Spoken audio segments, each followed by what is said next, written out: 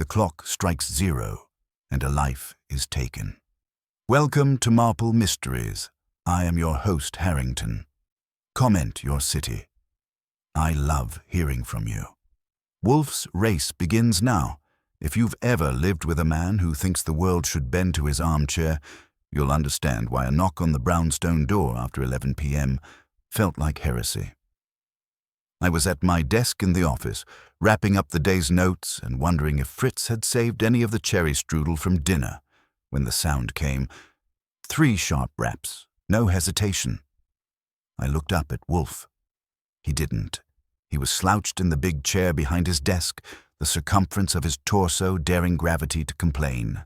Eyes shut, lips slightly parted as if testing whether sleep might dare intrude without permission.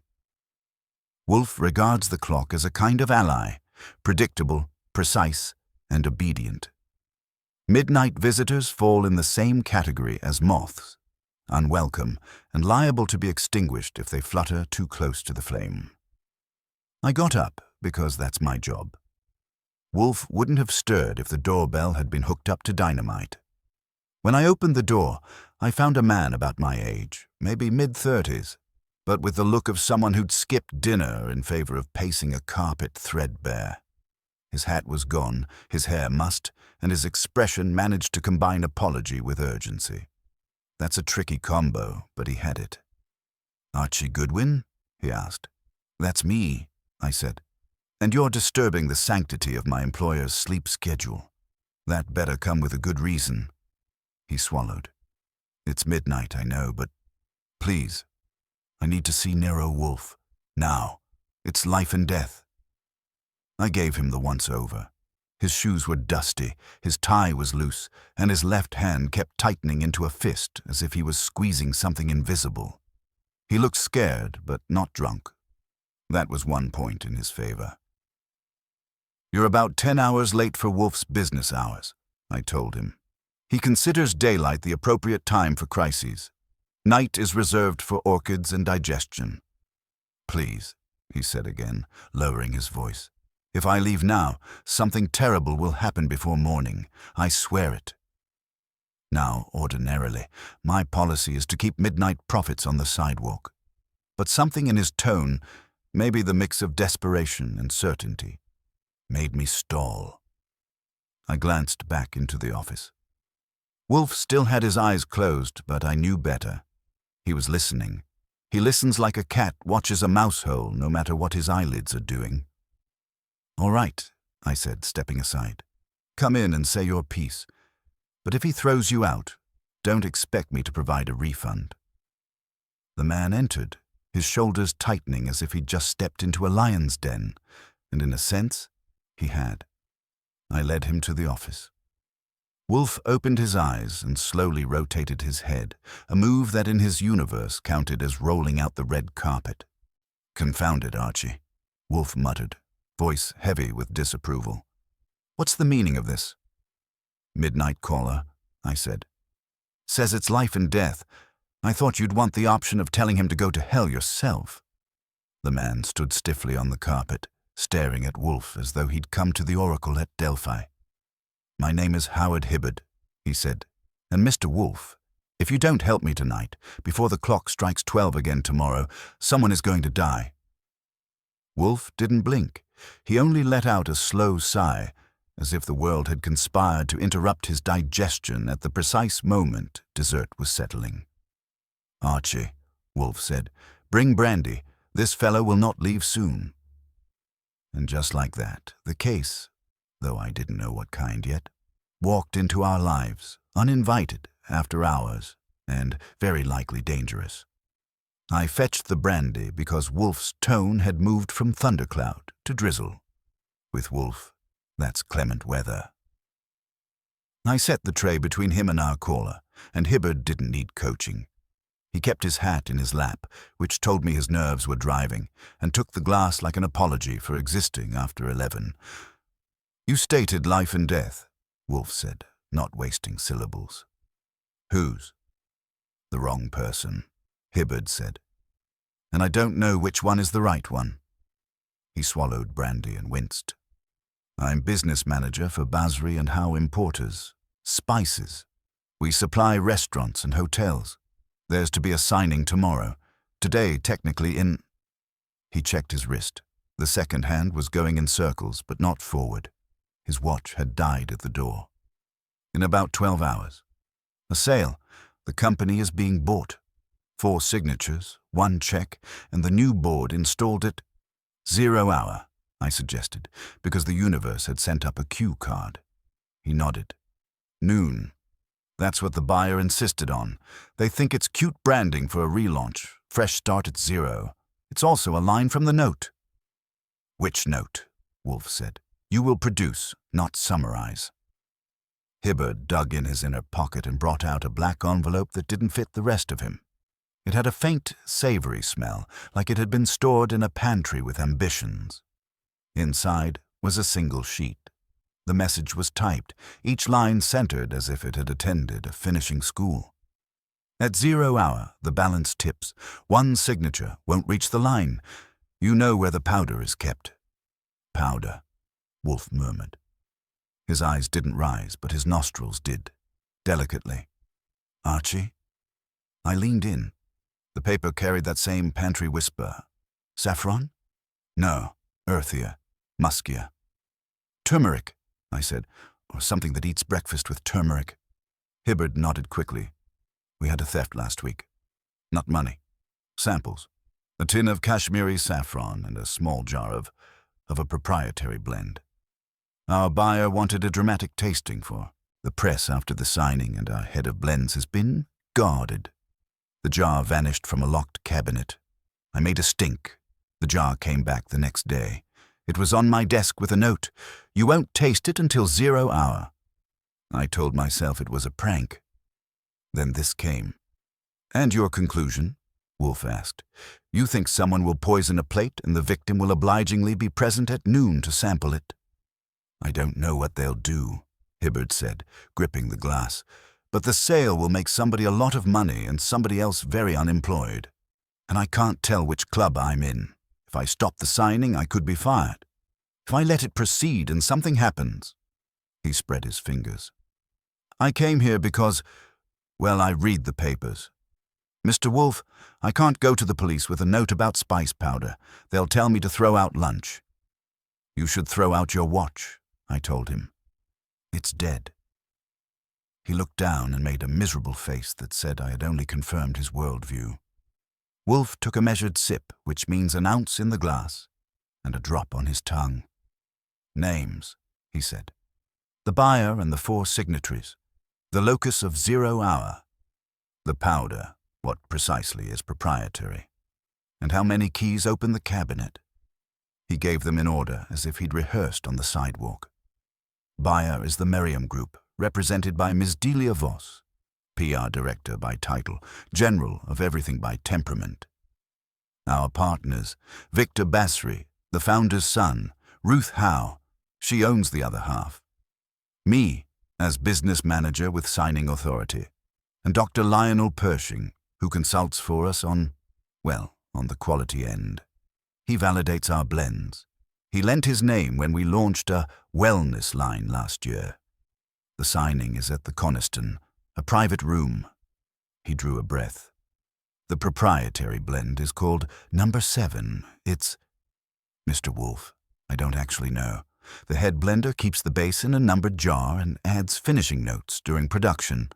I keep the books, not the spices. As for keys, 2.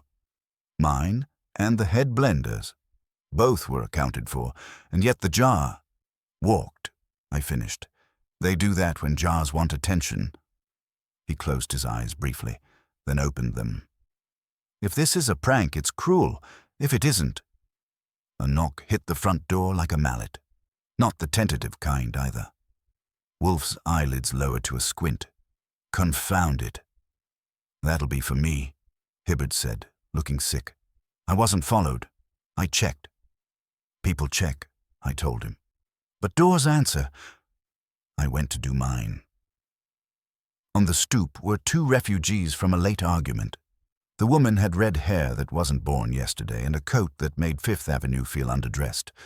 The man was lean and carrying his disappointment like a bouquet. If introductions had been necessary, they could have embroidered them on their foreheads and saved me time. "Is Howard here?" the woman demanded. "I need to see him immediately." Her vowels were the kind that come with an education and a budget. "He's here," I said.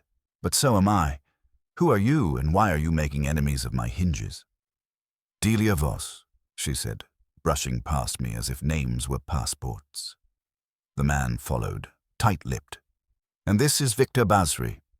If Mr. Hibbard is hiding, he's picked the wrong hutch. We were followed to his building by a reporter. He ducked out a back door and we lost him. Then a cab driver we know told us he climbed your steps. You don't want the press outside at midnight, Mr. Goodwin," I said, "and the press goes where it likes." I shut the door, because if we were going to disturb the brownstone, better to do it decisively. I ushered them into the office. Wolfe didn't rise. He never does. He looked at them with the polite exhaustion he reserves for rare interruptions and common sense. Voss stopped 2 feet into the rug because her instincts told her she had reached the border of a nation that required visas. Basri's eyes sent a quick, hungry scan over the room and landed on Hibbard. "You idiot," he said. "Running to a detective? Are you trying to kill the deal?" "Victor." Voss's eyes were on Wolfe. "Mr. Wolfe, I apologize for the hour and the intrusion. But if Mr. Hibbard has shown you something, I need you to understand that he's agitated and not acting on behalf of the company." "I am acting on behalf of my conscience," Hibbard said, standing but not advancing, "which outranks your calendar." Wolfe let that hang, then clipped it. "Sit, all of you," he said. "Miss Voss to the red chair, Mr. Basri to the settee. Mr. Hibbard may remain where he is, since he has developed a relationship with the carpet. Archie, more glasses. If we are to host an imposition, we may as well do it properly."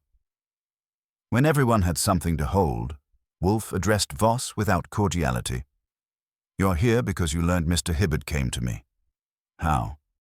"Because we manage a brand," she said coolly, "and brands don't enjoy surprises. A note was slipped under our office door, another at Victor's apartment. It had your name in it, Mr. Hibbard. It also had your name, Mr. Wolfe. I decided the straightest line between rumor and control was your parlor. I didn't like the sound of that." "A note with Wolfe's name?" She fished in her bag and produced a twin of Hibbard's black envelope. The same pantry whisper. The message differed by 1 sentence at the end. "At 0 hour, the balance tips. 1 signature won't reach the line. Consult the sedentary chef." Wolfe's mouth performed half a smirk. "Chef," he said, tasting the insult. "Sedentary is accurate. The rest is impudent." Basri leaned forward. "Mr. Wolfe, I don't know who thinks this is clever, but we have a buyer who will walk if we breathe wrong. I want the signing to proceed. If Hibbard is inventing bogies to stop it—" "I'm not," Hibbard said, color rising. Wolfe rumbled, and the room obeyed. "Stop. No one will proceed anywhere until I decide whether there is a threat and whose interests justify meddling." He shifted, which in his case is an event. "I will take this matter. My reasons are my own. Miss Voss, you will provide me, within 2 hours after dawn, the full list of attendees at your noon performance, copies of the sale documents, and the seating plan for your gustatory theatrics. Mr. Basri, you will give Archie access to your plant and your head of blends. Now, Mr. Hibbard, you will remain reachable and abstain from improvisations. Archie, shoes." That last was for me. I had them on, but the word means move. I stood. "Destination?" "The spice," he said. "Go where it steeps. I wish to know what number 7 is, what it was, and what someone thought it should become." He tapped the black paper with a finger. "And Archie, before you leave, bring me the cabinet key from Mr. Hibbard. I dislike the oblique. If someone means to play with powders, let us remove their toys." Hibbard's key was warm when he put it in my palm, as if his conscience had been clutching it all evening. He looked like a man who'd hand over his kidneys if Wolfe asked. Basri made a sound that wanted to be an objection until Voss turned her head a degree and clipped it. I pocketed the key, got my coat, and on my way out, Fritz materialized in the hall, eyes asking whether the world was ending. I told him no, merely rearranging itself, and promised to bring back his kitchen sanctity intact. With Wolfe, that promise had the life expectancy of a mayfly, but Fritz likes a show of optimism. Basri insisted on riding with me, which saved a cab fare and traded it for commentary.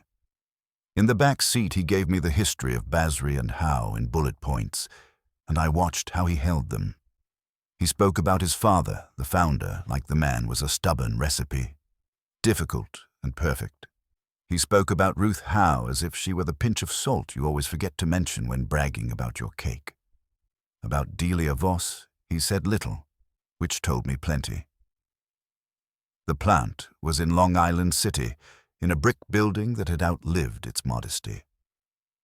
At 1:30 a.m., the windows were dark except for a rectangle on the second floor.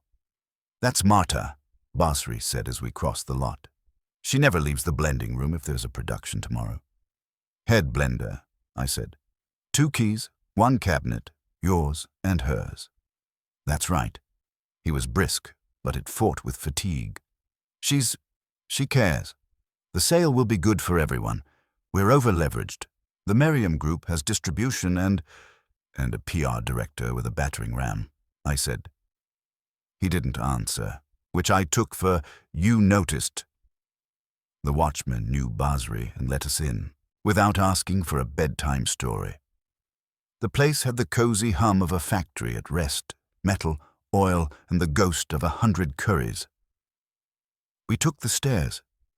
In the blending room, a woman in a grey sweater stood at a long table with jars ranked in armies. She was late 30s, hair pinned with the efficiency of a wartime typist, hands moving with a chess player's confidence. She didn't look up until the air shifted with Basri's entrance, and then she gave him the look you keep for bosses you respect and privately argue with. "Marta," he said, "this is Archie Goodwin. He needs access." She wiped her hands on a towel and measured me as if I were a new spice that might be too expensive. "You need to see the cabinet," she said, and didn't make it a question. Her accent did a 2-step, maybe born in Queens, raised by someone with Lithuanian vowels. "Victor, I told you this would bring, what is the word, spectacle." "I'm aiming for discreet," I told her. "It's 2 in the morning, which limits our audience. Where's the cabinet?" She led me to a corner where an old oak case had been retrofitted with a combination lock and a key deadbolt. The deadbolt was new. The oak was proud of its age. On the top shelf sat 6 jars with numbers stenciled in tidy black. The 7th spot was occupied by a jar that matched the others like a cousin with a bad haircut. "That one came back," Marta said. "After the theft." "Same jar?" I asked. She lifted it down with a tenderness that you'd think belonged to baptisms. Up close, I saw a faint crescent on the lid where a tool had kissed it. The label, handwritten 7, had been reapplied slightly off-center. "It's the right weight," she said. "The smell is almost right, but almost is not the same as yes." I took the lid, didn't open it. "Why didn't you change the lock after the theft?" Marta's eyebrows made a motion that suggested she'd had that conversation with the budget department. Basri grimaced. "We did," he said. "New deadbolt. 2 keys." I showed him my palm. 3. His mouth tightened, not at me, but at life. "How did—" "You lent yours," I said. "To whom?" He shot back too fast. "That's why we're here," I said, "instead of in bed. Look." I pointed to the edge of the cabinet door, where under the varnish a hairline scratch had a yellow sheen. I scraped it with a fingernail and got a whisper of powder. "Turmeric," Marta said. "Everyone brings some of the day home on their sleeves." She glanced at me. "But you think it's a mark from someone's glove?" "Or their impatience," I said. "A scratch like that says speed. Someone opened this who didn't belong to it." I set the jar down and put the lid to my nose. Still closed. You can smell through metal if you want badly enough. I got a top note that was warm and smoky, a middle that flirted with fenugreek, and a base I didn't know. Not poison, not at this nose level. But wrong. Basri had his hands jammed in his coat. Archie, we have a buyer at noon. If you tell me we have to pull number 7 from the tasting, I'm not your PR, I told him. I'm your umbrella. If it rains acid, you want me open. I looked at Marta. What's in 7? Her mouth made a straight line. I built 7, but not alone. The base is mine.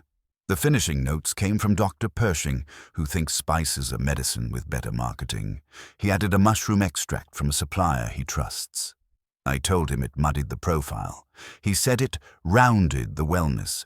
The buyer loved it in a mock-up. Mock-up? I said, meaning they tasted a sample that may or may not be identical to what you produce at scale. Meaning that when PR drinks from a thimble, they think they know the ocean, Marta said. The heat in her voice could have sterilized equipment. Number 7 is mine to make right. If someone put... She stopped and shook her head. If there is something wrong, I will find it. You'll share it, I said. With me. With Wolfe. Basri's phone buzzed and he glanced at it. Delia, he said, and didn't answer. He put it back like it had burned him. Ruth will be furious, he added to the room, which didn't ask. She didn't want this sale. She wants to hold and bleed for another year and see if we right the ship. The ship is already half underwater. Pershing told her wellness lines turn around a business. He has graphs. Does Ruth come in at 2 a.m.? I asked. If she smells blood, Marta said, and ink. She loves the smell of contracts. We did a full lap. Office, storage, loading bay. In the office, a desk had been rifled in the polite way, drawers closed but not satisfied. On the floor near the wastebasket, there was a small square of black paper. I picked it up. Same stock as the envelopes. No writing, no scent but paper. Has anyone else seen a black envelope? I asked. Marta and Basri both shook their heads. The note to the office had white, Basri said. Threats don't come in black where I come from. Where is that? I asked.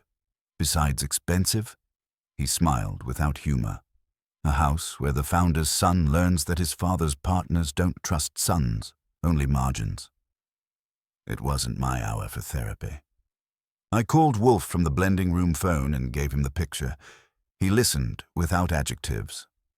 Do not open 7, he said when I mentioned the lid under my nose. Do not permit anyone to. We will contrive to substitute at the tasting.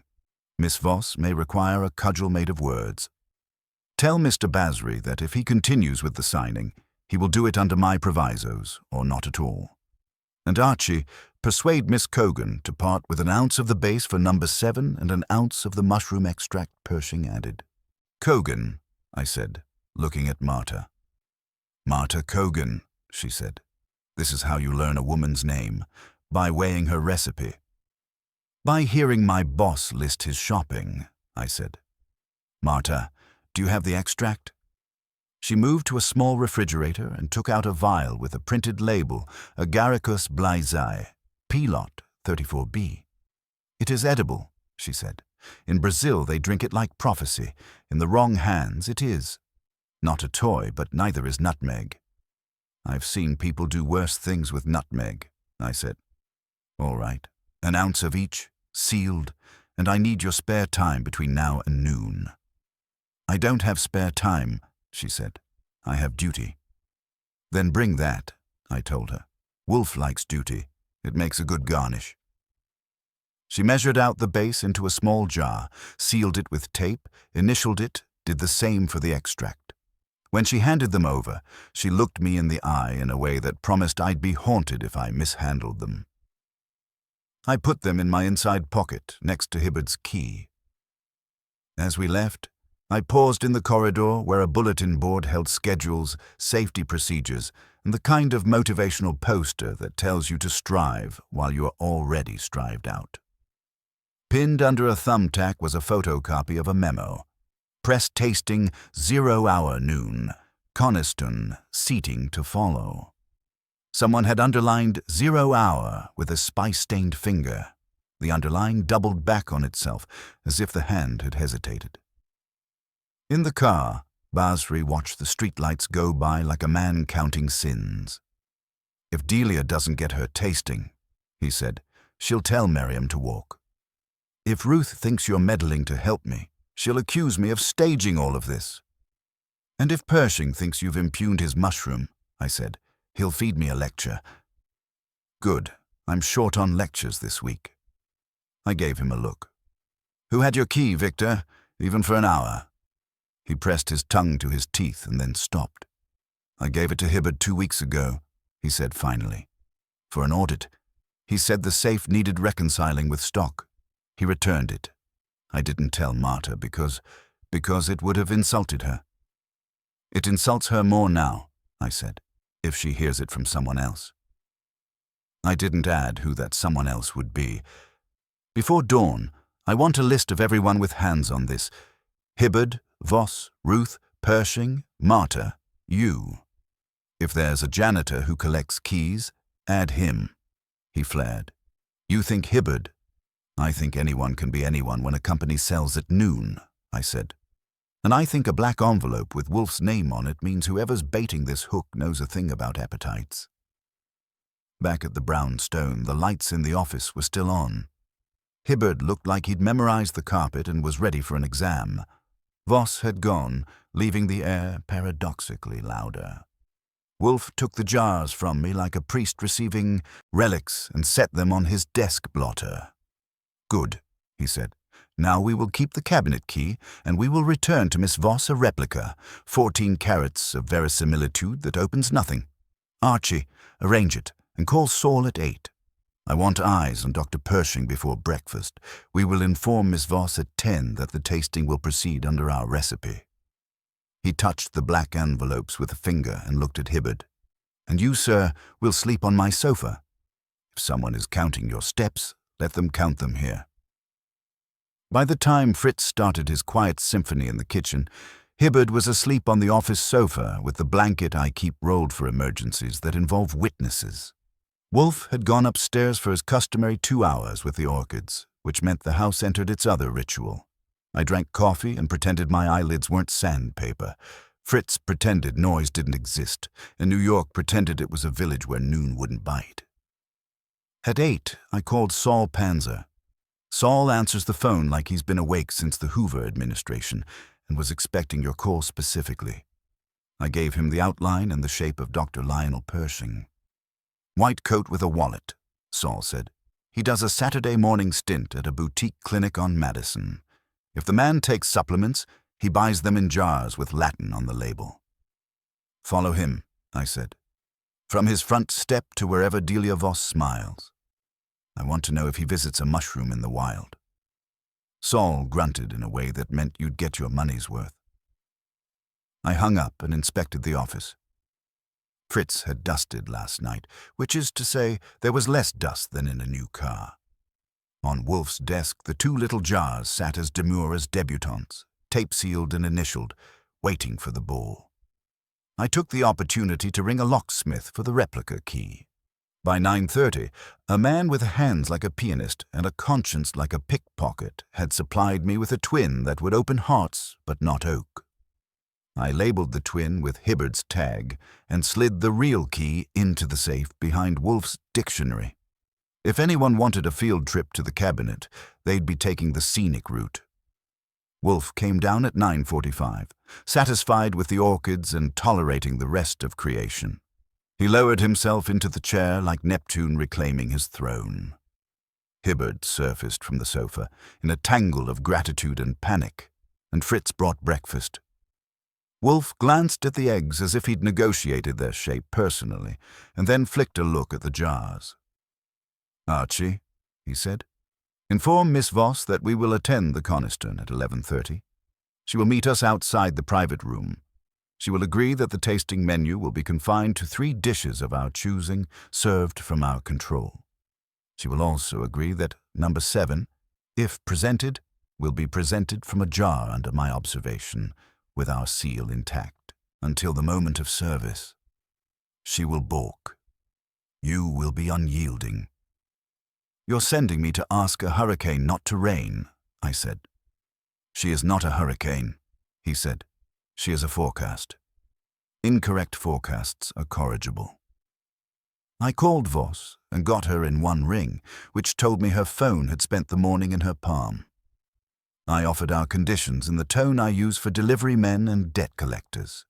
She listened without interruption until the word confined. Mr. Goodwin, she said, what I have at noon is not a lunch. It is theatre. Your employer may purchase tickets and keep his hat on, but he does not get backstage. Your theatre has a trap door, I told her, and we own the lever. If you want your noon to end in applause instead of headlines, you'll meet us at 11:30. If you don't, you can explain to Miriam why the world's laziest chef has more pull than their lawyers. A pause, long enough to sharpen a sentence. 11:30, she said. And Mr. Goodwin, if this is sabotage from inside my camp, I will clap before I fire. Bring your hands, I said, and hung up. At 10:10, Saul checked in. Pershing left his building at 8:30 with a briefcase and the glow of a man who has flavored his own Kool-Aid. He did the Madison Clinic for an hour, went out a side door, and took a cab to a lab address on East 20th. 10 minutes inside, out with a small padded envelope. He tried not to look at it like it was candy. Recipient? I asked. His jacket, Saul said. Then he went to a cafe where he met a woman, mid-40s, short hair, square jaw, gave her the envelope under the table. She's not a stranger to envelopes. Description will get you a sash, I said. Did he call her by name? Ruth, Saul said. No last name used, but I can assume. You may, I said. Stay with him. If he kisses mushrooms, take notes. I relayed that to Wolfe. He closed his eyes and placed forefinger to thumb, alighting them in a half circle on the arm of the chair. The move means not satisfaction, but alignment. Pershing carries a token to Miss Howe, he said. He wants to reassure her or to control her. Both are appetites. The envelope likely contains a document or a sample. If a sample, we must prevent its use. If a document, it says at 0 hour the balance tips, I said. And then it tips into a lawyer's brief. Pfui, he said without venom. We must keep Mr. Hibbard near to us until noon. Here's a piece someone will move if we permit it. At 10:45, I handed Hibbard the replica key. He looked at it like it would bite. You're sure? It opens courage, I said, not locks. If anyone asks you for it, be generous. He tucked it away with the guilty air of a man who's always been too careful and is trying mischief on for size. I left him with Fritz and the teapot. The combination has calmed men who had more blood on them than paper dust. We reached the Coniston at 11:28. The lobby had the kind of carpeting that erases footfalls and memory. Delia Voss stood by the elevator in a black suit that looked like it might have a scabbard stitched in.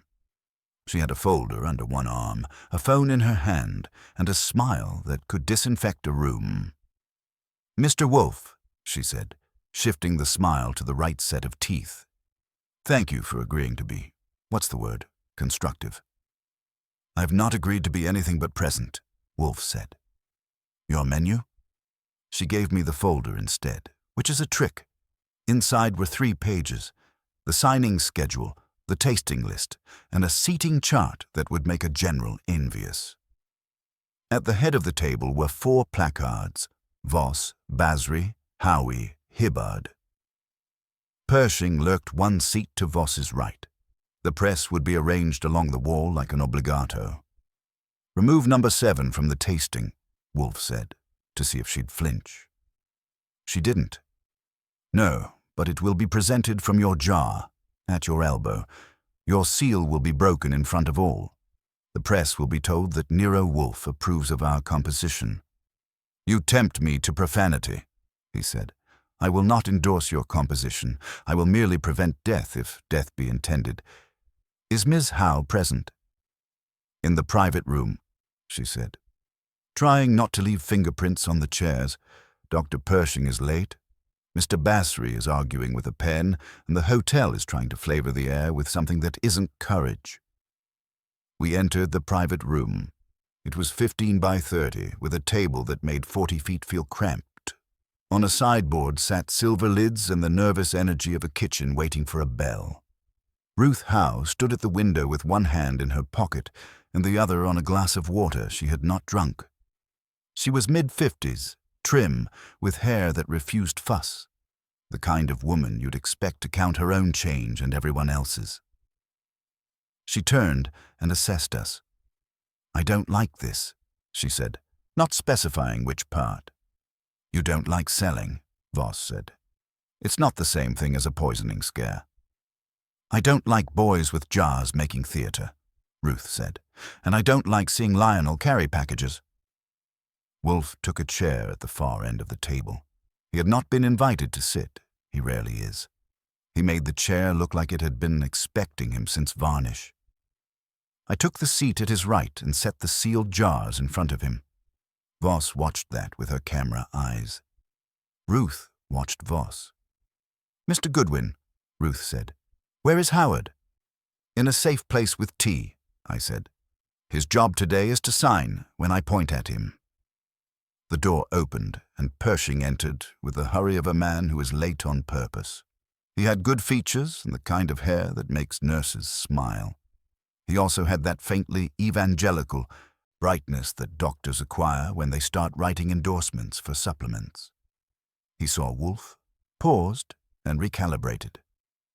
"Mr. Wolfe," he said warmly, "I've read you on sauces." "Then you know I prefer mine without mushrooms," Wolfe said. "Sit, Dr. Pershing." Pershing sat. He kept his briefcase on his lap. Saul would have liked that. I watched his hands. Steady, quick, not sweaty. The kind of hands that like dropper bottles. Voss did a clap that set the room. The hotel manager rolled in the first silver cover, and the press along the wall raised their noses like hounds. "Before we taste," Wolfe said, and didn't raise his voice, "we will address the envelopes." Ruth's head jerked. Pershing looked blank.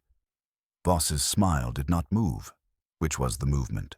Basri, who had slipped in while Pershing took bows, said, "What envelopes?" "The ones that summoned us," Wolfe said. "The ones that named me sedentary. The ones scented with turmeric and impudence." He let the words thread the quiet. "Someone in this room is pleased with clever notes. Someone is less pleased that we took them seriously." A waiter reached for the first lid. Wolfe turned his head a fraction, and the man stopped. Even in hotels, gravity obeys certain planets. "Miss Voss," Wolfe said, "bring me the jar you intended to serve as number 7. Her eyes cooled a degree, but she nodded to a staffer, who hurried to a back table and returned with a jar that matched ours in all the ways that matter until you weigh the fingerprints. I counted the seconds between leaving and return. 9. Too fast for a journey outside this room? Wolfe caressed the tape on our jar with a fingernail and then left it intact. He took the hotel's jar, held it at arm's length like a guilty verdict, and handed it to me. "Archie," he said, "sniff the lid only." I did. What met me was 7's warmth, and a ghost underneath, bitter and metallic at the very bottom of the breath. Not mushroom, not turmeric. Something that wanted Mercury's old job. "Not this one," I said. "Not for lunch and not for strangers." Pershing laughed, a trifle too loud. "I assure you, Mr. Goodwin, there's nothing remotely toxic in our blend. The bitterness you detect is a raw extract note. It smooths in the dish." "Like a lie smooths under applause," I said. "Where did the jar come from?" Voss answered. "From Ms. Cogan's cabinet this morning, sealed." "Sealed by whom?" Wolfe asked. "By me," Marta said from the doorway. She had entered without sound, hair bundled, eyes furious at something unnamed. In her hand was another black envelope. She held it up like a warrant. "This," she said to the room, "was on my station when I returned from washing the scale. I did not bring it. I do not send notes. I make blends." Wolfe didn't reach for it. He was looking not at the envelope, but at hands, pockets, and the small tremors that run through rooms when a fault line shifts. "Good," he said softly. "Now we are all present, and the puppeteer's string has twitched. Archie, take that envelope to the window. Open it there. Read it aloud." I took the envelope to the window because Wolfe's voice had made the air a rule. The Coniston's glass looked down on a street that was already impatient for noon. I cracked the seal with my thumbnail and held it so any confetti would go out to the pigeons, not into the paying guests. A dusting rose, pale yellow, fine as a sigh, and went toward 6th Avenue where it could improve the city's complexion. I didn't sniff. I've learned. Inside was a rectangle of card and one line, typed clean. When the sedentary chef breaks his seal, add a pinch and bitterness dies. I read it. The room didn't breathe. Behind me, Pershing let out a bright, quick chuckle that was supposed to announce composure. Marta's jaw went left, then right. Voss's smile stayed in place, which counts as a movement with her. "Bitterness dies," Pershing said. Genial. "There you are. Whoever wrote these thinks we're staging melodrama. They mean raw notes soften with a pinch of salt or sugar." "Amusing." "Amusing," Wolfe said, "is not the word. The word is impudent." He didn't look at the envelope. He watched faces. The dust was phrased for Archie's nose. It would have ridden the air to the table had he opened it here. A sabotage masked as a suggestion. "Miss Cogan, where did you find it?" "On my station," she said. "Between the scale and the pestle. I was away for 90 seconds. Voss came by. A waiter passed. That is all." "I did come by," Voss said evenly, "to ask if Miss Cogan had enough of 7 decanted for the press bowls. She had. I did not sprinkle your window dressing." "Window dressing," Ruth said. The words had edges. "Delia, your habit of naming things until they obey is not working." Basri reached for the hotel's jar. My hand got there first. I rotated the lid lightly. Not enough to break a seal, more to let the light have a look. On the metal rim there was the faintest crescent of red, smaller than regret. Not paint you'd use on furniture. Not lipstick, unless the owner applied it with a micrometer. Nail lacquer, maybe, or sealing wax the color of someone's brand kit. "Hold it," I said. I turned it to Marta. "Do you mark your jars with anything besides numbers?" "No," she said. "If a jar is marked, the mark belongs to a thief." Ruth came to the table, which the seating chart had not planned for. She studied the rim, then looked at Voss's hands. Voss's nails were bare. Ruth's were bare. Marta's had a dark oil that was spice, not Ceylon. Pershing's nails were clean and squared. Basri's bore last week's warehouse. The press, along the wall, lifted their chins and tried to inhale the story without being accused of breathing. "Dr. Pershing," Wolfe said, smooth as broth, "you met Miss Howe this morning and delivered a padded envelope." "Contents." Pershing's eyebrows did a small hop. "Who told you that?" "I did," Ruth said, not breaking eye contact with him. "Because secrets are only useful if they keep me alive." She turned her head. "He brought me lab results from a third party he likes, because they print results on thick paper. It said the mushroom extract is clean, that Miss Cogan's base is professional, and that I should stop letting fear run the company." "Said," Wolfe repeated. "And you believed it?" "Slightly." "I believed it as far as I could throw Lionel," Ruth said, "which is not far and would cause a lawsuit." Pershing spread his hands. "For heaven's sake, I had it tested to reassure you. You asked me to be thorough." "I asked you to stop flirting with fungi," Ruth said. "I did not ask you to run errands to printers." Saul, who was not in the room, would have enjoyed that. He'd also have noticed the way Voss looked at Pershing then, measuring whether a man who runs errands also runs plays.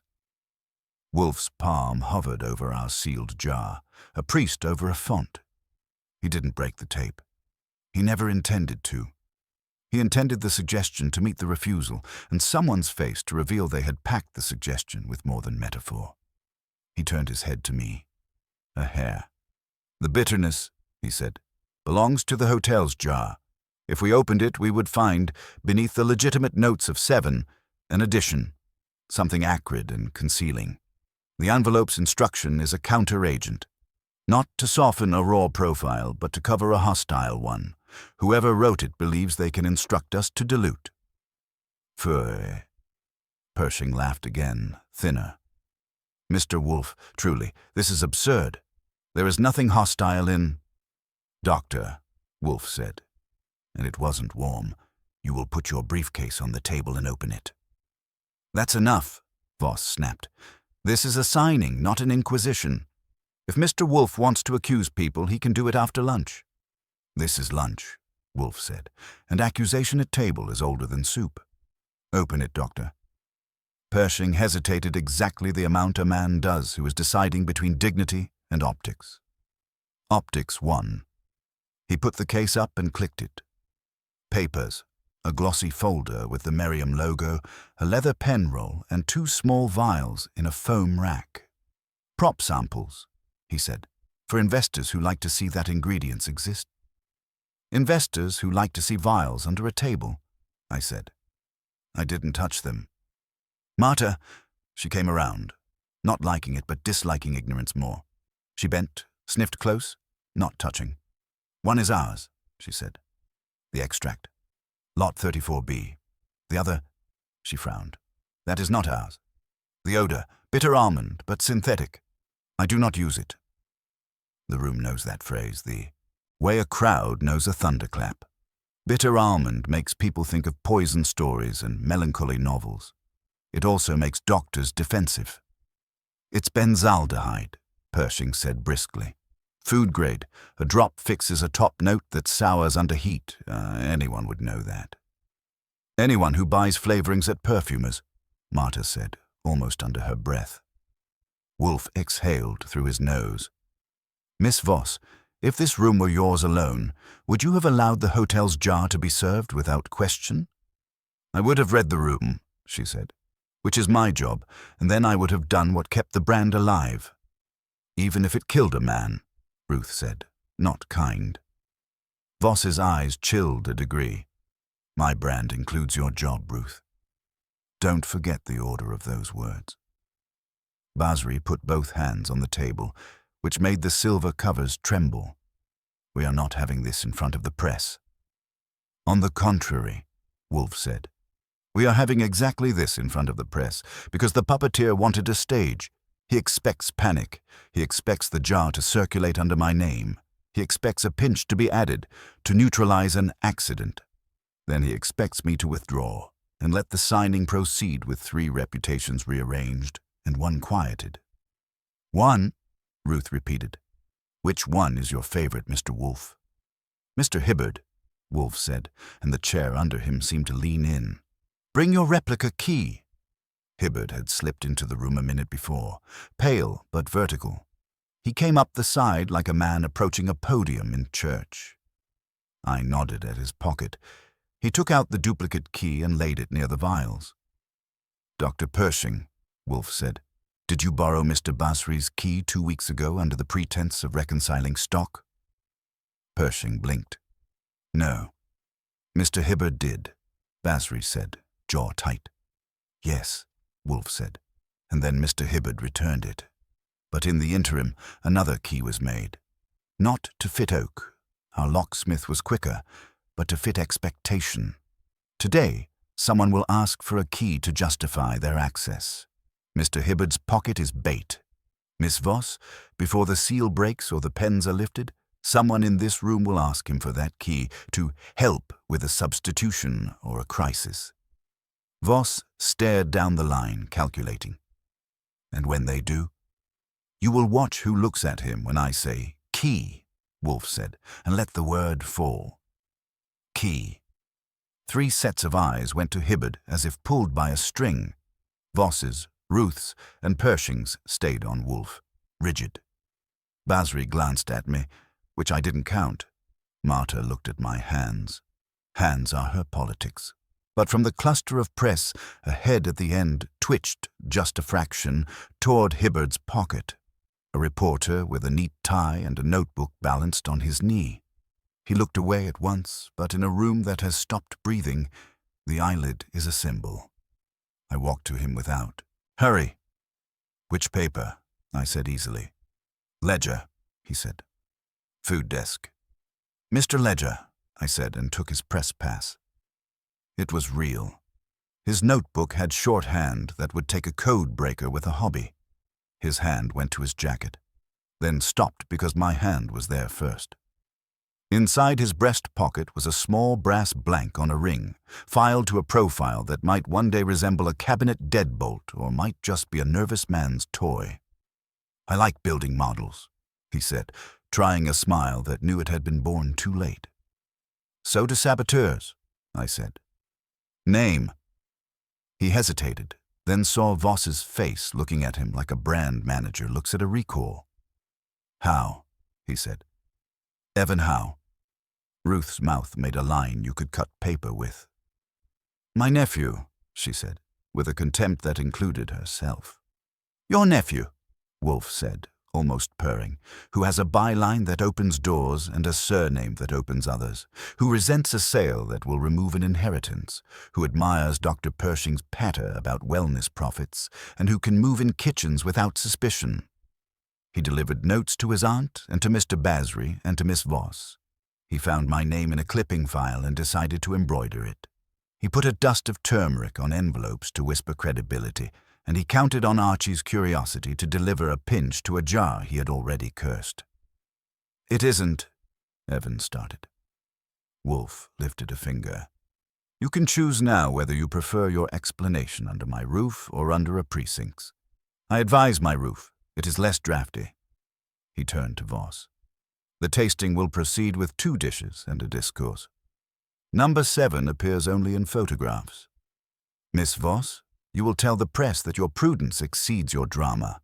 Ms. Howe, you will sit and keep your counsel until I permit you speech. Dr. Pershing, you will stop laughing. And Archie, take Mr. Howe to the office downstairs and keep him there. He twitches." I took Evan by the elbow. He twitched. Out in the corridor, his jaw worked like a man chewing gristle. "You don't know what they were going to do," he blurted. "You don't know what he promised." "You're right," I said. "I'm about to find out." The Coniston's office had 2 chairs, a blotter, and a view of the elevator doors that promised witnesses if anyone got ambitious. I put Evan in the chair that faced the wall and took the one with the view. He tried a grin that hoped I'd be an uncle by proxy. I didn't. "You're not on assignment," I told him. "You're on thin ice. You said, you don't know what he promised. Name the he in the promise. Don't practice adjectives." He worked his jaw, then lost to himself. "Pershing," he said. "He said if the sale goes through clean, he's heading a new line with a media arm. He wanted a transition story, safety, innovation, the science guy replacing superstition. He said he'd put me in to run content. Salaried, not byline scraps." "And the part where you salted invitations with turmeric and staged envelopes?" I asked. "Was that in the job description under creative?" He winced. He said a scare that lands right makes the fix look heroic. "You people do it all the time. Create the problem, sell the solution." "You people are in ad agencies," I said. "I only rent trouble, and when I take it back, I charge for the scratches." I watched him. The twitch was honest nerves, not actor's jitter. "Did Pershing hand you the add-ins, or did he just whistle and you fetched?" Evan shook his head. "He never gave me vials. He told me what to write on the cards. He said he'd handle palette note adjustments with Voss. She was supposed to back him in the room if Ruth balked. I just pressed." "Pressed who?" I asked. He took a breath that hurt. "A waiter." He's a stringer sometimes. He owed me. I told him to carry a jar from a cart to the sideboard and put it where the PR girl pointed. He didn't uncork anything, I swear. Congratulations, I said. You graduated from accomplice prep. You planted the envelope on Marta's station? No. He looked up, honest for a second, because it surprised him. I was in the room when she came back and found it. I saw her face. I didn't put it there. You were about to, I said, nodding at his jacket pocket. With a key blank and a prayer. I stood. You're going to come back and say that to Wolfe. If you try to sprint, I'll have to scuff the carpet with you and the Coniston charges for cleaning. He came. Out in the corridor, the press smell had thickened. Ink, nerves, and the kitchen's ghost, but the private room had not blown up. Inside, Wolfe hadn't budged, which is how you knew he'd been busy. The 2 hotel dishes sat under silver lids like obedient pets. The staff backed along the wall, and Miss Voss had that rapt stillness that means she's re-editing the last 10 minutes for release. Ruth stood behind her chair with both palms on it as if the piece of furniture were a witness. Basri looked like he had swallowed the pen he'd been arguing with. Pershing was still paying rent on his smile. Marta had moved to the far end where our sealed jar lay, untouched.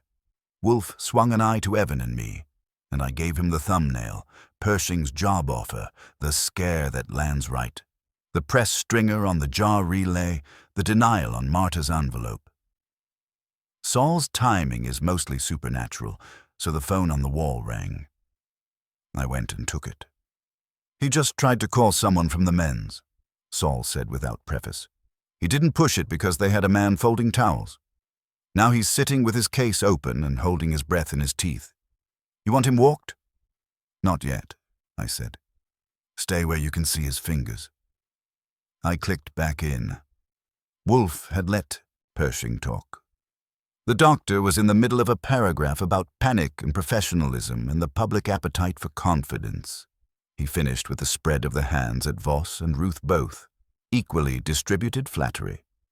You propose to sell confidence, Wolfe said, after supplying the anxiety. A familiar racket. You enlisted a puppy. His head ticked at Evan, who could be counted on to write to order and to take his aunt's temper as proof of righteousness. The envelope will be some lesser hand's work. Miss Voss would do that neatly. A waiter would do it sloppily. Miss Cogan's station offered theatre. He let his eyelids dip. You misjudged 2 things. First, that I would tolerate being used as a prop. Second, that cooks, real ones, can't smell a lie. Pershing's brightness stiffened. You impugn my work on the basis of a sniff. I impugn your mind on the basis of its habits, Wolfe said. But if proof is required, I have it.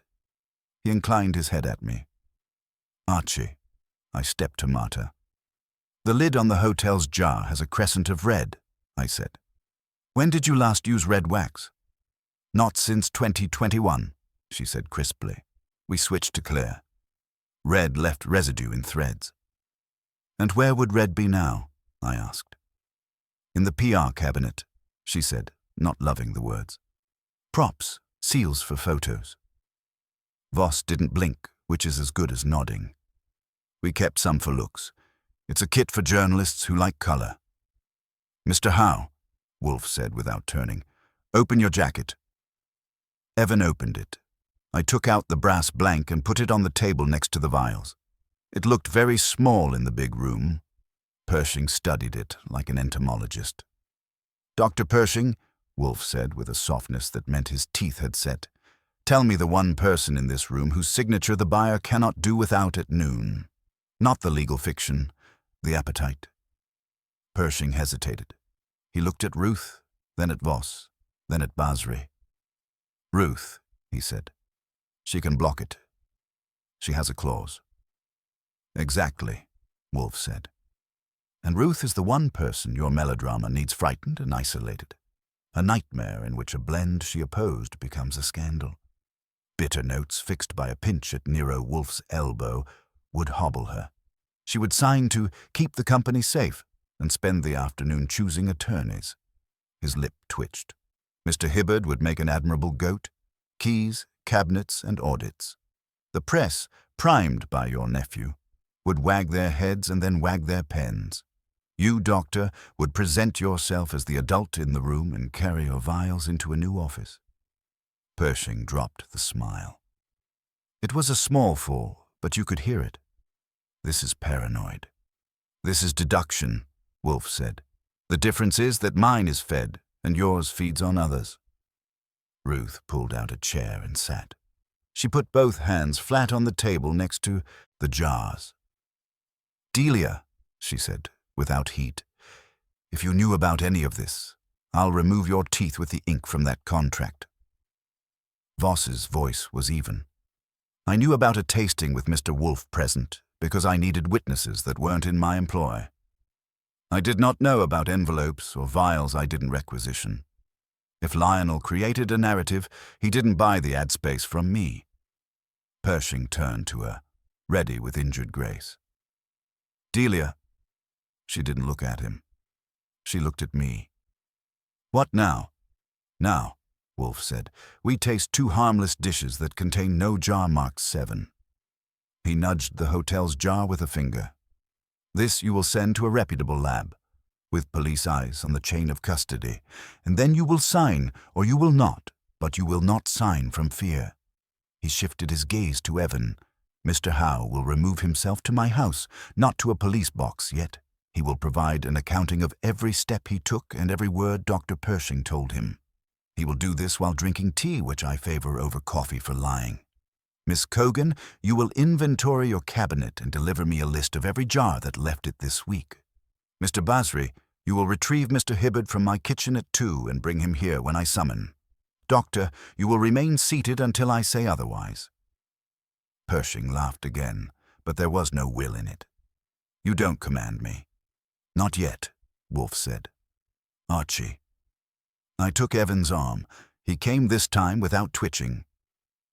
As we crossed the carpet, Saul slid in, no more obtrusive than a draft. He gave me a half-inch of head shake. Nothing new on Pershing's hands. I told him we were transporting the nephew and he nodded once, which means he had already decided what subway car he'd ride if I said cab. In the hall, Evan tried for one more defense. He said he'd make me legitimate, he muttered. I'm tired of hustling for pieces. He said after today nobody would roll their eyes when I called. Somebody will, I said. Me, if you try poetry again. I pressed the elevator button. You're going to talk in Wolfe's office. If you're smart, you'll tell it exactly once. The doors slid open. And if you're lucky, your aunt will still invite you to Thanksgiving. Don't count on the mushrooms.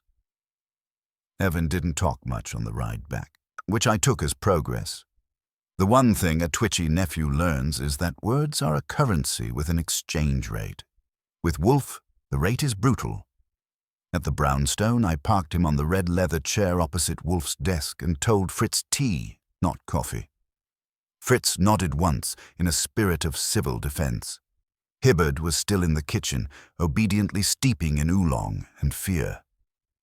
Wolfe regarded Evan as if a beetle had wandered onto his blotter and announced an interview. He let the silence build its own scaffolding. Evan climbed it so he could jump. I wrote the lines, he said. Eyes on the tea tray, Fritz was assembling. The phrasing, Lionel liked the rhythm. He said it should sound like prophecy, but not Bible. He said turmeric would make it smell authentic. He swallowed. I lifted the hotel's prop wax from PR last week because their cabinet didn't lock. I was supposed to hand a jar to a waiter at 11:55. Delia never told me to do any of it. She doesn't use me for anything. I wanted, he looked at his hands, to be used. Phooey, Wolfe said, not for the first time that day. Who put the envelope on Miss Cogan's station? Evan's head moved like the question tugged a string. Not me, I swear. I wrote the sentence this morning on a spare card in the press kit. Same font, and pocketed it. But I didn't move when Marta left the scale. Delia was talking to a cameraman. Lionel had gone to the men's. I couldn't. There were eyes. There are always eyes, Wolfe said. Some are attached to heads, some to appetites. He took his tea as if it had petitioned to be drunk. Archie. Saul's on Pershing, I said. Still planted. He tried to make a call. Towel folding prevented poetry. Voss is shepherding the tasting into harmlessness. Ruth is making grooves in a chair with her fingers. Basri wants to sign and bury this under a receipt. Wolfe sipped. We will not prevent the sale by theatrics, but by truth, which is slower and therefore intolerable to most. Mr. Howe, you will write every step you took since last night, including the words Dr. Pershing used when he engaged you. Use names. Spellings can be approximate.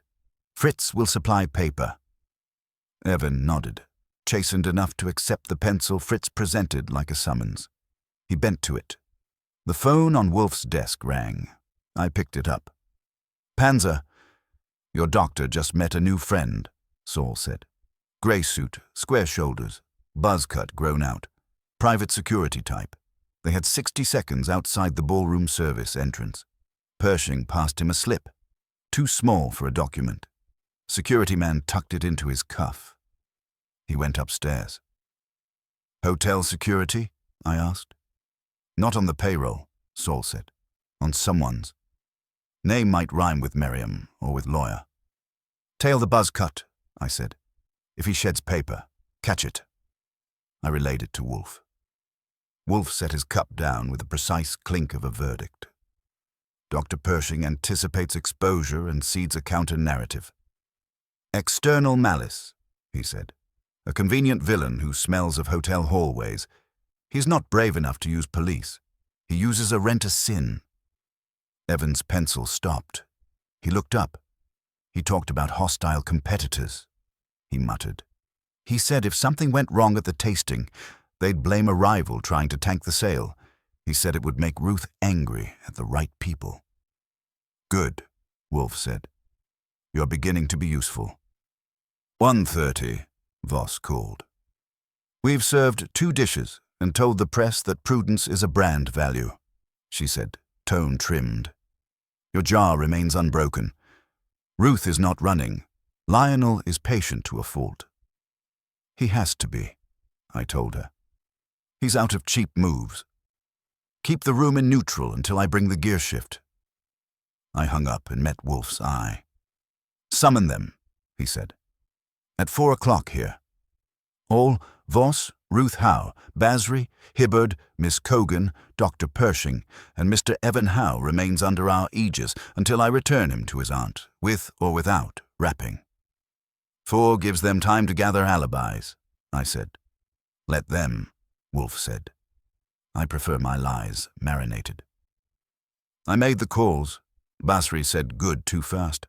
Ruth said nothing for 3 beats, and then, of course, in a register that would have cracked porcelain. Voss said she would bring a stenographer if we insisted on theatre.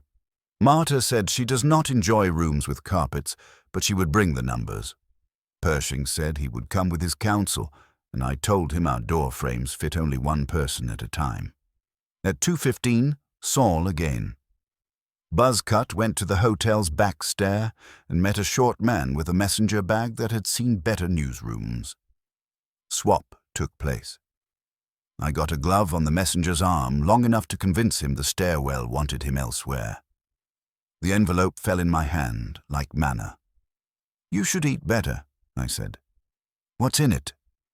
Card with your window sentence, Saul said, and a thumb drive. Deliver it, I said. Straight. He did. 10 minutes later, Saul stepped into the office and set the harvest on Wolfe's blotter. No label on the drive, Saul said. You want me to plug a gift into your temple? No, Wolfe said, as if Saul had suggested he bathe in clam juice. Archie. I took it to the spare laptop I keep for untrustworthy generosity. It hummed, blinked, and offered a folder of drafts with Merriam letterhead. Statements for press in 3 versions. 1 pinned the scare on a competitor, 1 on a disgruntled employee, 1 on a misunderstood collaboration with an outside consultant. Each included a quote from Dr. Lionel Pershing about regrettable confusion and our unwavering commitment to safety. The metadata date said last week. The author field had a name, D. Voss. I brought it to Wolfe without seasoning. He read, eyes narrowing by angstroms. Miss Voss prepares for any weather, he said, including rains of guilt. Yet she was truthful about not authoring the envelope. These drafts are contingency, not conspiracy. Pershing borrows her tools. He does not tell her which house he means to burgle. Evan had finished his statement and sat with his hands tight between his knees. Wolfe skimmed it, pausing at phrases he underlined with the tip of a fingernail. Scare that lands right. Fix looks heroic. Ruth signs from anger. Hibbard makes a goat. At 4, Wolfe said, we will arrange a pasture. I went upstairs to warn Fritz that a stampede of humans was expected. He was unperturbed. We will give them galantine, he said, and napkins. They will be less dangerous. At 3:40, the brownstone took on the particular silence of an ambush set with armchairs. I set the extra chairs in the office in the pattern Wolfe prefers. 2 flanking, 2 opposite, 1 at the end for the reluctant confession. The orchids upstairs had been appeased. The office downstairs bristled with paper clips and logic. They arrived in a manner that would have pleased a stage manager. Voss and Basri together, not touching but choreographed. Ruth with a small, flat handbag that could have held a revolver or a contract. Marta alone, coat folded with engineer's precision. Hibbard with his apology already unrolled. Pershing last, with a lawyer who looked like a signature block. Wolfe did not rise. He indicated seats with 2 degrees of finger. When they had sat and the room had arranged itself according to temper, he moved only his eyes. Thank you for coming, he said. We will dispense with oratory. Mr. Evan Howe has provided a statement which you shall all hear. Miss Voss's contingency drafts have graced my screen. Dr. Pershing's vials have been admired. Now, we will have our matter clear and clean. At 0 hour, indeed, a balance tips. We will decide which. He gestured at me. I read. Evan's sentences were not poetry. They were better. They were dates, times, phrases, and a picture. A man with a title asking a boy with a byline to make fear and sell calm. When I finished, Ruth's mouth stayed a line, but her eyes dropped for a breath, then came back hard. Voss crossed one leg over the other and pinned Pershing to the chair with no hands. Pershing's lawyer began a paragraph. Wolfe lifted a palm. It stopped. Doctor, Wolfe said, we will now examine the only point that interests me. Who, precisely, would have profited if a jar had been served and a pinch applied under my name? He leaned back as if the chair had asked for the honor. You will permit me to define profit broadly. Wolfe angled his head a fraction, which in that room was the same as banging a gavel. Profit, as I use it, includes money, office, vindication, and control of narrative. Mr. Basri profits because the sale closes at noon and the ledger breathes. Miss Voss profits because a relaunch with prudence gives her a campaign with teeth. Miss Howe profits if she forces terms sweeter than the last draft or blocks a sale that offends her meum. Dr. Pershing profits most visibly if wellness acquires a pulpit and a tithe. Mr. Hibbard profits if a goat's hide is not fitted to him. He let the list rest. But only one of you laid out a scaffold built of envelopes, vials, and a boy who wants to be used. Pershing's lawyer tried again. Wolfe tilted 2 fingers, and the man found a new hobby. Silence. Doctor, Wolfe said, you introduced benzaldehyde into the hotel's jar to blanket a bitterness you or your cat spore introduced earlier. You counted on a pinch, salt, sugar, or your own drop, to smooth the last sharpness. If the room balked, your forethought, draft statements, unwavering safety would make you savior. If the room didn't balk, the tasting created the proof point you need to sell a line and an office. Pershing kept his voice even. You have no proof that any jar was altered. On the contrary, Wolfe said, I have proof sufficient for my purpose to convince the room that proceeding without my hand on the valve is intolerable. He nodded to me. Wait, Archie. I took the small brass scale we use for stamps and fines and set it on the side table. Marta passed me her morning sealed 7. Voss said nothing while I weighed the hotel's jar against it, lids on. The hotel jar sagged the dish by 2.5 drams. Water? Basri ventured. Or glycerin, Marta said curtly. A carrier for volatile notes. It changes mouthfeel. It also dissolves small sabotage, Wolfe said. Doctor. Pershing's smile had frozen and was beginning to crack along the edges. If there is glycerin, then your blender is to blame. I do not pre-mix with carriers. I advise. She executes. Marta turned her head and you could have struck a match on her glance. I do not soak my blends to please your mouthwash science. Enough, Ruth said. One word, nothing else. The room listened. She looked at Wolfe. You said one signature won't reach the line. Which one did he mean? Mine. No, Wolfe said. Yours was to be hurried to the line, not withheld. The one meant Mr. Hibbard. He did not raise his voice. He did not need to. Hibbard's breath caught. Basri said the beginning of a syllable and lost it. He is the plausible casualty, anxious, present, with custody of keys and samples. A feint, a collapse, non-fatal but sensational, would push a story into shape. Careless manager nearly spoils a sale, saved by swift prudence. It gives the press a goat, Miss Voss a boast, Dr. Pershing a sermon, and Miss Howe a reason to sign sternly and postpone her revenge to the courts.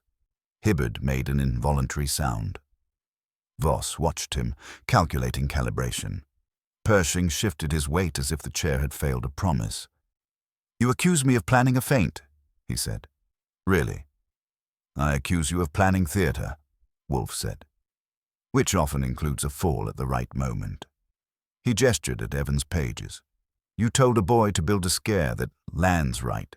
You primed an add-a-pinch note to absolve harshness. You carried contingency words to hired fists. You selected a goat socially adjacent to every bottle and file, who would cast a satisfying shadow on a front page. The one signature was not a legal necessity. It was a dramatic one. Voss tapped the arm of her chair once. Only once.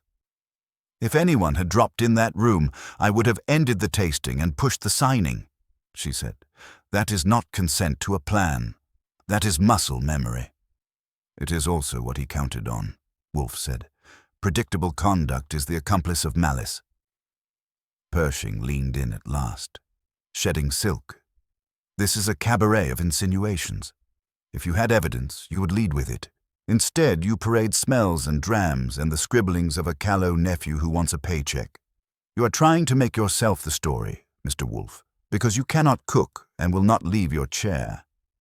Doctor, I said. He hasn't moved because he has work. Try to keep up. Wolfe's eyes half closed, not drowsy, precise. You want a document? You shall have one. Miss Cogan, inform these parties who, under current drafts, owns the formula for number 7 if the sale closes. Marta didn't look at anyone but Ruth. The company.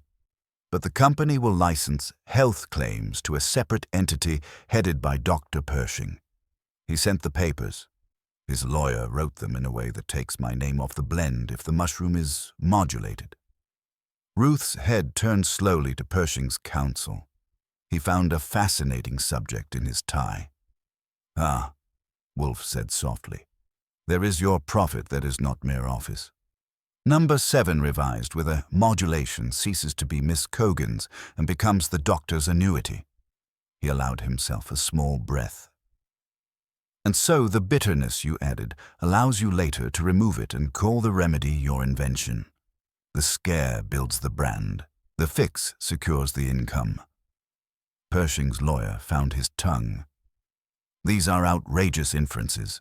The licensing structure is standard. It is, Wolfe agreed equably. Which is why scoundrels hide their novelty in the means, not the instrument. He flicked a glance at me. Saul. Saul stepped from the doorway like he had been the woodwork all along. In his hand was a small, clear bag with a curled thread of wax, red, adhered to a fiber of lint. "Stairwell," Saul said. "From your friend with the buzz cut." He brushed his cuff. He had a habit. This stuck. Voss reached her hand out half an inch, then checked it.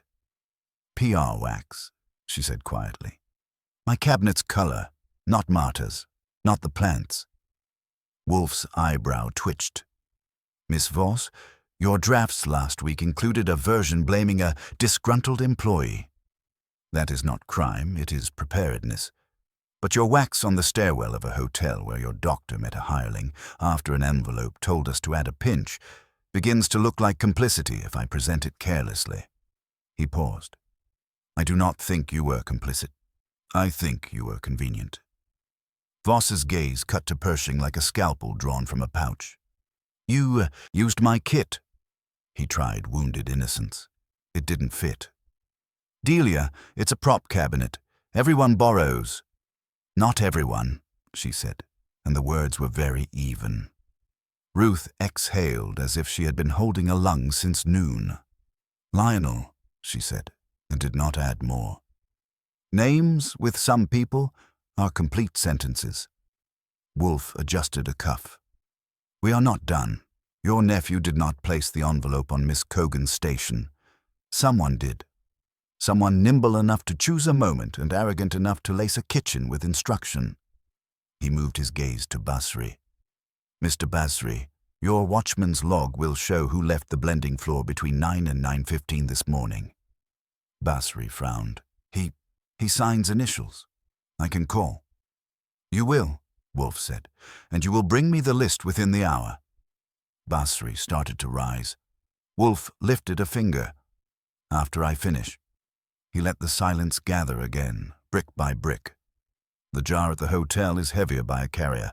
Its rim bears wax from Miss Voss's props. Its smell rides benzaldehyde.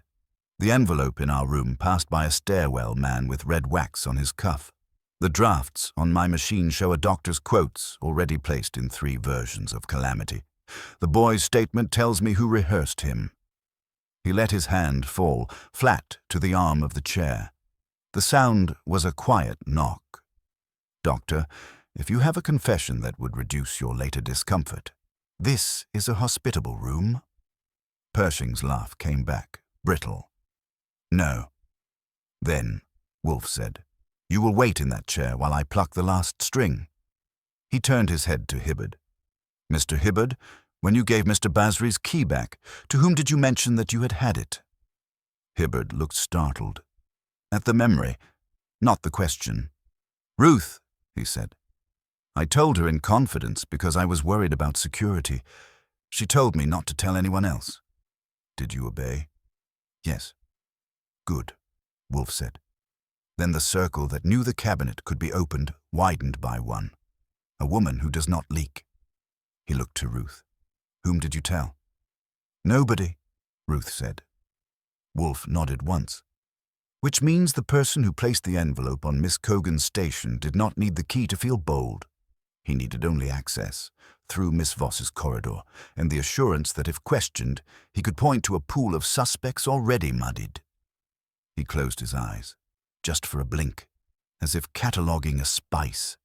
When he opened them, they had cooled by a degree. "Archie, bring the boy." I went to the hall and called Evan in. He sat where I pointed, chin up like a stray dog trying to impress the man from the shelter. Wolfe did not look at him. He looked at Pershing. "Doctor, I will ask one more question in front of counsel. 2 weeks ago, after Mr. Hibbard's audit pretext, who returned the stolen jar to Mr. Hibbard's desk?" Pershing didn't answer. He didn't need to. Evan closed his eyes and said, "Me." Wolfe turned his head, just a hair, and his mouth made something that was not a smile and not. "Thank you. And under whose instruction?" Evan swallowed. "His," he said, and lifted a finger at Pershing. "He said it had to reappear so the prank looked like a prank. He said otherwise it would be theft." Which? Wolfe murmured. It was. He settled deeper into the leather. We will adjourn for 20 minutes so that Miss Voss can call the Coniston and ensure our jar is secured for police collection, so that Mr. Basri can call his watchman, so that Mr. Hibbard can be brought tea, and so that Dr. Pershing can decide whether he prefers to speak before or after I summon the waiter who carried the jar and the stairwell man with wax on his cuff. Archie will arrange both gentlemen. When we resume, we will attend to the one signature and the matter of malice with a clarity that admits of no drafts. He closed his eyes, not to sleep, but to announce that, for the moment, we were done. The room stood because the chair had dismissed it. The brownstone never does intermission like a theatre. It does it like a kitchen. Quiet hands moving, heat managed, ingredients measured. I phoned the Coniston and asked for the banquet captain. 5 sentences later, I had the waiter's name, Cal Rivera, and a promise he'd be available to clarify service details. The stairwell man proved to have a name too, Hal Rowan. Saul supplied it like a chef brings salt you forgot to ask for. Rowan's outfit was a rent-a-shade agency that billed discreet executive support. Subtlety hadn't made their logo. Basri called in from the curb. I got the watchman's sheet, he said, breath puffed with pace. Between 9 and 9:15, one visitor, H. Rowan, with a printed letter on Merriam letterhead authorizing pickup of a prop jar of number 7 for photo. It says Delia Voss. The signature looks, well, like Delia. He took a sealed jar. Marta wasn't in yet. Nadia signed him through. Keep the paper, I told him. Bring Nadia if she can spare 10 minutes. I hung up and gave Wolfe the brew. Rowan's name, the letter, the jar. He set his mouth in the shape of something ugly that had proven obligingly as ugly as he'd expected. At 9, he mused, an unauthorized gentleman, propped by borrowed plumage, extracts a jar from Miss Cogan's cabinet for a photo. At 11:47, a waiter places an envelope on her station. At noon, a jar heavier by glycerin and whispering benzaldehyde appears at a hotel sideboard. And at 12:05, a note instructs an addition under my seal. He pointed a finger toward the ceiling. Gesture toward orchids or Providence. Take your pick. The scaffolding is complete. We shall kick one brace. At the stroke, Wolfe likes a flourish. Saul ushered in the pair like mismatched bookends. Cal Rivera wasn't a kid. Mid-30s, dark hair, the look of a man with 2 jobs and too little sleep. Hal Rowan wore his buzz cut like a credential and kept his eyes on horizons he could control. I put them in chairs angled away from each other and in the same field of Wolfe's attention. Voss, Ruth, Basri, Marta, Hibbard, Pershing, and Counsel took their previous places. The room had changed. The air had thickened with the kind of stillness that comes when people see the shape of a loss. "Mr. Rivera," Wolfe said, "you carried a jar from a cart to a sideboard. You also placed an envelope on Miss Cogan's station, both at the Coniston." Cal's eyes flicked to Voss, then to me. I nodded once, the way you nod at a man offered the choice between a chair and a plank. He cleared his throat. I took a jar from the cart and put it where the lady with the clipboard pointed. That earned no blink from Voss. And yeah, I slid an envelope onto the station when the chef stepped away. A reporter I know texted me to help him with a gag. Said it was a brand gimmick. He's done me rides on deadline. I figured it was a place card joke, not this. He breathed. I shouldn't have. "Name the reporter," Wolfe said. "Evan Howe," Cal said, and the room didn't move. Evan stared at his shoes. "Thank you," Wolfe said, without warmth and without hostility. He pivoted his attention to Rowan. "Mr. Rowan, at 9 this morning you presented a letter to Mr. Basri's watchman. You left with a jar labeled 7. Where did you take it?" Rowan's jaw worked. He was a man built to say no comment and let the steel in the syllables do the rest. Wolfe's gaze made steel feel vulgar. Rowan took the other option. Distance. I was engaged to courier an item from a facility to a hotel. I did that. Engaged by whom? A beat. A consultant. Dr. Pershing? Wolfe said, as if the name were the answer and the question both. Rowan's eyes didn't flick. Names aren't part of my invoices.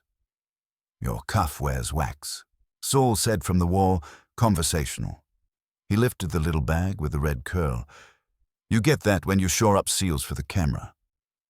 Rowan's eyes did flick then, a quick traitor. I straightened a lid. It wasn't closed when the hotel took it. And you straightened it with wax that lives in Miss Voss's prop cabinet, Wolfe said. You see the difficulty. You're paid to be unseen. Your sleeve testifies. Pershing's lawyer leaned in. My client never instructed Mr. Rowan to alter any sample. Of course not, Wolfe said amicably. He instructed him to ready the prop. Mr. Rowan, whom did you meet between the hotel stairs and the service corridor? Rowan took the offered rope. A woman from PR handed me a prop kit. Labels, wax, a cloth. Said the jar had to play nice for photographers. All eyes tilted toward Voss. She didn't blink. My kit has been borrowed today by more hands than an ashtray in a casino, she said. Mr. Rowan, describe your woman from PR. Height, hair. Rowan pictured her and didn't know he had. Short, brown hair in a twist. Square jaw. Saul's eyebrows tipped a millimeter. He looked at me. I looked at Ruth. Ruth closed her eyes for half a second and then opened them with the steadiness of a math problem solved. That's my assistant, she said. Dana. She helps with investor decks. I told her to shadow Delia this morning. If she thought handing a stranger a wax kit would help, she would do it. She exhaled. That doesn't make Delia complicit. It makes her convenient, Wolfe said, repeating himself on purpose. And it tells us the chain, a letter on Miss Voss's letterhead, drafted by someone used to drafting on it, sends Mr. Rowan to the plant. A helpful assistant with access to Miss Voss's cabinet hands him the props. A waiter primed by a boy who wanted to be used sets a card on Miss Cogan's station, and a doctor sits in my room sermonizing about prudence while his jar gains drams. He turned to Pershing. Doctor, this is your last comfortable moment. Pershing had shed the smile entirely. You could see the calculation now, the little abacus behind his eyes snapping beads. He glanced at his lawyer. The lawyer spread his fingers. Not yet, not ever. Ruth broke the waiting. Lionel, she said, and it wasn't a question. Did you write the letter, or did you tell someone what to write and let your prose show through? He aimed injured dignity at her. Ruth, for God's sake, I asked for a prop to be prettied for photographs. I thought it was a harmless PR step. If some underling added a drop to fix a rough edge, that's on the brand team's. Stop, Voss said, and there was nothing PR in the word. You used my letterhead. You used my kit. You fed my pipeline to your muscle. She didn't raise her voice. You did this because you can't stand that a formula without your name cells. Wolfe lifted a hand, a conductor's cue to end crescendo and begin coda. Dr. Pershing, you arranged a tableau in which an altered jar would be rescued by an instruction attributed to me. You would then step forward with a correction and a statement ready for any narrative. You were seen handing materials to Mr. Rowan. Your quotes predated the event. Your nephew Catspaw rehearsed the fear. Your wax trails tripped your servant. He let the list stop, not for lack, but to give room for the next wait. The one signature the note promised would fail to reach the line was Mr. Hibbard's. By collapse, if the nerves you had carefully stoked cooperated. By removal, if prudence demanded it. In either case, you advanced and the others were moved as if by fate. Pershing's lawyer started, "This is," and then gave up because his client stood. Enough, Pershing said. His voice had lost the warmth and found the metal under it. You want me to say I engineered a demonstration? Fine, I did. Because I'm tired of sitting behind Marta's pallet while she sneers at molecules she doesn't understand, and Ruth counts pennies like they're sacraments. He turned to Ruth, then to Voss. You want a brand? You sell a story. I gave you one. If you think any of this rises to a crime, you'll find the line fuzzier than your investigator's mustache. Be careful, I told him. My mustache has teeth. Wolfe didn't look triumphant. He looked, sated is the wrong word. He doesn't eat confessions. He uses them. There is crime enough, he said mildly, in altering a food intended for service without disclosure, in forging authorization, in conspiring to misrepresent safety to the press. There is more of it for prosecutors to nibble. I'm not a prosecutor. I'm interested in malice, and I have it. Basri sat forward like a man seeing a path through brambles. So the sale. We'll proceed, Wolfe said, or not, as Miss Howe chooses, and on terms that reflect the day. But before noon becomes supper, we will dispose of a last ambiguity. He moved his eyes to Hibbard. Mr. Hibbard, you are not the intended corpse, only the intended spectacle. That is small comfort, but it matters. He shifted a fraction in his chair. Miss Howe, call your assistant and ask her what words were on the letter that let Mr. Rowan in. If she says, photo for relaunch, then we will stop at cunning. If she says 0 hour, we will name something worse. Ruth already had the phone in her hand. She dialed and waited, listening with her eyes. The room watched her face. It went still, then colder. She says, Ruth said, it used the phrase 0 hour. She set the phone down like a gavel. Ah, Wolfe said almost gently. So our doctor's taste for theater is not accidental language. It is signature. Good. That will save time. He looked at me. Archie, call Inspector Kramer. He will be displeased, but his appetite for men who forge letters and toy with public food is reliable. And ask Saul to keep Mr. Rowan where gravity can find him.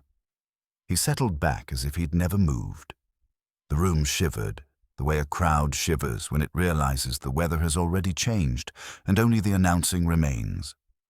Kramer arrived as if he'd been summoned from bed and enjoyed resenting it. He didn't so much enter the office as announce his ownership of the air. His hat came off like punctuation. I gave him the short route, jars, envelopes, wax, vials, and Pershing's amateur theater company. He grunted where appropriate, which with Kramer is practically applause. Pershing tried for a last sermon, insisting the police would find nothing but scientific prudence. Wolfe cut him off with a hand and a sentence. Inspector, the hotel jar, outweighs its twin, bears alien wax, and reeks of an additive a blender disowns. A forged letter admits a courier, and a draft statement dated last week bears his quotes for the calamity. Mr. Goodwin will provide the nephew's written confession. That is your string. Pull it, and you will find the rest. Kramer eyed Pershing the way a butcher eyes a carcass. Not with delight, but with certainty of use. He jerked a thumb at Rowan, too. Both. Saul obligingly produced the wax scrap in its bag. Kramer pocketed it like evidence always belonged there. Voss stayed in her chair, calculating how to salvage a brand from a scandal without being spattered by it. Basri looked relieved enough to sign with a crayon if asked. Ruth sat upright, rigid but calmer, as if anger had at last met a shape she could aim at. Marta folded her arms, fierce and small, but her pride was intact. Hibbard breathed as though remembering how. When the uniforms had led Pershing and Rowan away, and Kramer had promised Wolfe a statement that would not taste of praise, the room exhaled. Voss rose first. Mr. Wolfe, she said, and for once her tone didn't carry polish, only fatigue. You have ruined my relaunch and saved it in the same hour. I don't know which I will thank you for. You will thank me for nothing, Wolfe said. You will correct your books and repair your candor. That will suffice. She left, dragging Basri in her wake. Ruth followed more slowly, pausing at Evan's shoulder. She didn't touch him, but she didn't turn away either. "You'll come with me," she said, not kindly but not void of hope. He nodded, chastened. Marta went out last, spine unbent, muttering something about recipes that did not need lawyers. Silence fell, the proper silence of the brownstone after trespass. Wolfe leaned back, eyes closed, the chair groaning as though the day had been heavy for both of them. Hibbard lingered. "Mr. Wolfe," he said, halting, what do I do now?" "Your occupation," Wolfe said, opening one eye, "is to manage, not to dramatize. Do it. Retain Miss Cogan, protect her blends. Withdraw from theatre. And remember that your conscience is not an interloper but a custodian. Keep it." Hibbard swallowed, nodded, and departed, carrying his apology with him. Fritz appeared as if conjured, announcing dinner would be ready in 20 minutes. The aroma that drifted behind him was duck, rich and precise. Wolfe sighed, the kind of sigh that means the world has resumed its axis. I leaned on the desk. Well, that was lively. A doctor preaching wellness, a nephew playing press agent, a PR queen nearly gutted, and all over a jar of spice. "You sure you don't want to patent this one as a diet plan?" Wolfe's eyes opened fully now, heavy with disdain. "Archie, the spectacle was not about spice, nor even profit. It was about vanity. A man unwilling to accept that another's craft might stand without. His imprimatur, he manufactured peril to paint himself indispensable. That is the oldest poison of all." He shut his eyes again, signaling the subject was closed. "Now, dinner, after which silence. That's Wolfe's philosophy in a nutmeg shell. Trouble arrives, you cut it clean, you chew on the ethics a moment, then you eat." I left him to his chair and went to the kitchen because silence is one thing, but duck à l'orange waits for nobody.